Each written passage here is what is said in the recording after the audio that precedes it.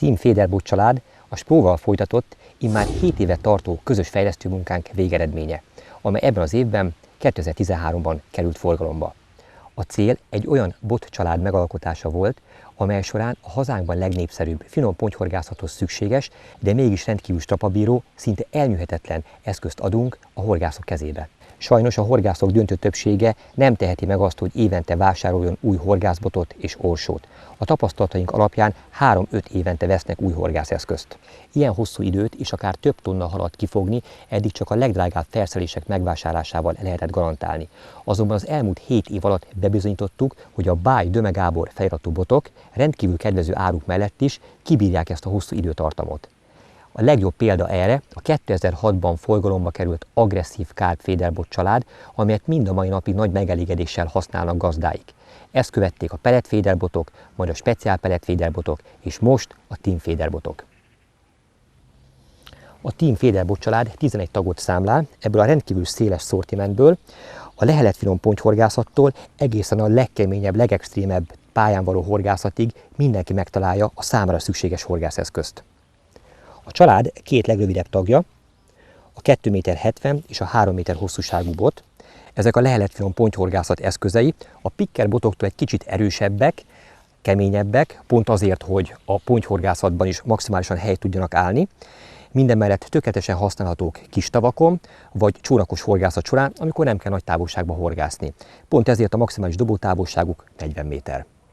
A következő családtag a 3,30 méter hosszúságú, médium karakterisztikájú bot, amely átmenetet képez a féderbotok és a pikkerbotok között. Rendelkezik a pikkerbotok látságával és a féderbotok erejével, miközben már a dobótávolság is nőtt, hiszen ezzel akár 50 métert is dobhatunk. Továbbá ettől a hosszúságtól már minden bothoz 3 különböző erősségű spic jár. Ha már a spicek szóba kerültek, nagyon fontos megemlíteni azt, hogy a jó láthatóság érdekében nem csak 2, hanem 3 szekció kerül befestésre, és ráadásul nem egy színnel, hanem az utolsó tag minden spicnél fehérre van festve. Az erősséget egyébként 3 különböző színnel különböztetjük meg. A leglágyabb spic az a light, azaz a zöld színű, amelynek a vége szintén fehér színezetet kapott.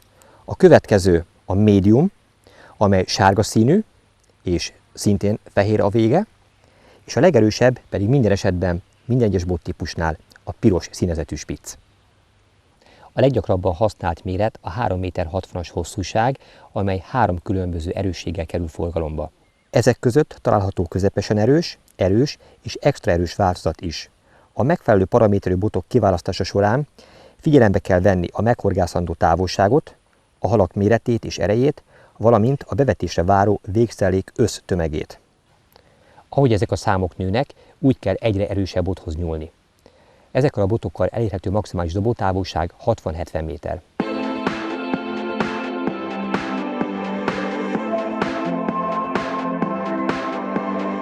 Mivel nem kell túlságosan nagy távolságba horgászni, ezért a 3,60 méter és 3,90 méter medium heavy karakterisztikájú bot tökéletesen megfelel ezen a horgásztavon.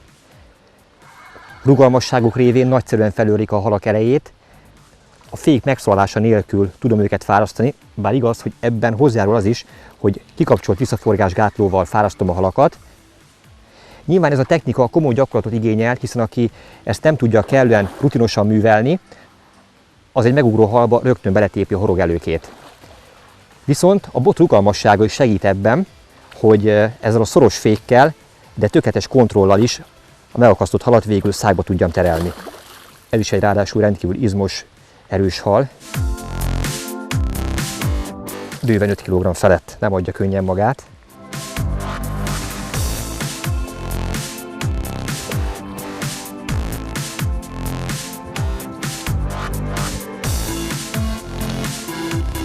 Megvagy!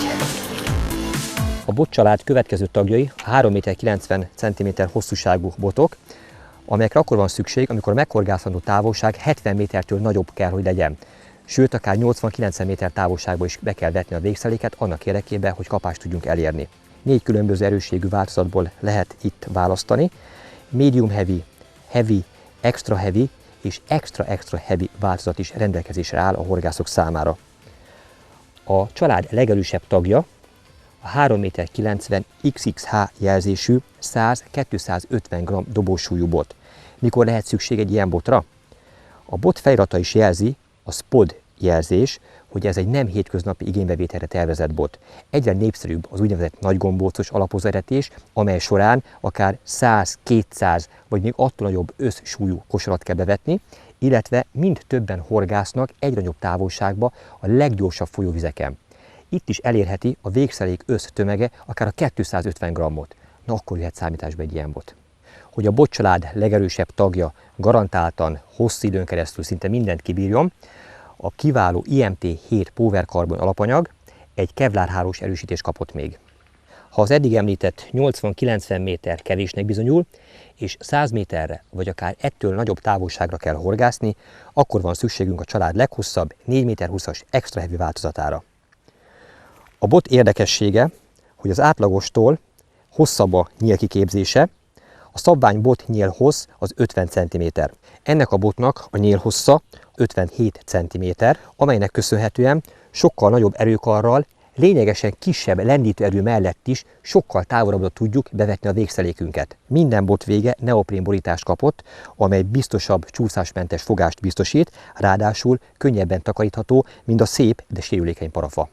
Minden bot exkluzív kivitelű, nagyméretű, megnövelt gyűrűsorra van ellátva, egészen a spitzgyűrűkig, ami egyértelműen a könnyed, nagy távolságra történő horgászatot biztosítja.